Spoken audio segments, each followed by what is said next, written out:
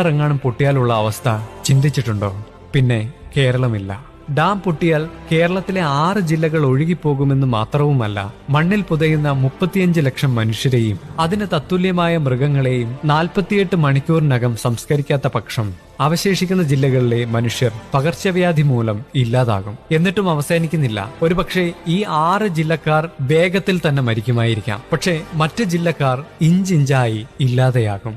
പകർച്ചവ്യാധിക്ക് മുൻപേ മറ്റ് ജില്ലകളിലേക്ക് കടൽ കയറും. ശിരൂരിൽ മണ്ണിടിഞ്ഞ് ഗംഗാവാലി നദിയിലേക്ക് വീണപ്പോൾ ആ നദി എതിർക്കരയിലെ വീടുകളുടെ മേൽക്കൂര മുട്ടിയൊഴുകി. അതിൽ പലരുടെയും ജീവൻ നഷ്ടപ്പെട്ടു. അതുപോലെ 6 ജില്ലകളിലൂടെ ഒഴുകി വരുന്ന കല്ലും മണ്ണും പാറയും ചെളിയും മനുഷ്യരും മൃഗങ്ങളുമെല്ലാം കടലിലേക്ക് ചെന്ന് പതിക്കുമ്പോൾ ആ ആഘാതത്തിൽ കടൽ എതിർദിശയിലേക്ക് ആഞ്ഞടിക്കുകയും ശേഷം തിരിച്ച് അതേ ശക്തിയോടെ കേരളക്കരയിലേക്ക് കയറുകയും ചെയ്യും. ആലപ്പുഴക്കാർ കോഴിക്കോടോ കണ്ണൂരോ തീരത്ത് അടിഞ്ഞേക്കാം. എറണാകുളത്തുകാർ ചിലപ്പോൾ തിരുവനന്തപുരത്തോ കൊല്ലത്തോ അടിഞ്ഞേക്കാം. അത്ര ഭയാനകമായിരിക്കും അങ്ങനെ ഒരു അപകടമുണ്ടായാൽ. മാധവ് ഗാഡ്ഗിലിന്റെ വാക്കുകൾ തെറ്റിയില്ല. അദ്ദേഹം ചൂണ്ടിക്കാട്ടിയ മേപ്പാടി ഭാഗത്തെ ഗ്രാമങ്ങളിലാണ് ഇപ്പോൾ ഉരുൾപൊട്ടലുണ്ടായിട്ടുള്ളത്. ഇനിയും പല സ്ഥലങ്ങളും അവശേഷിക്കുന്നു.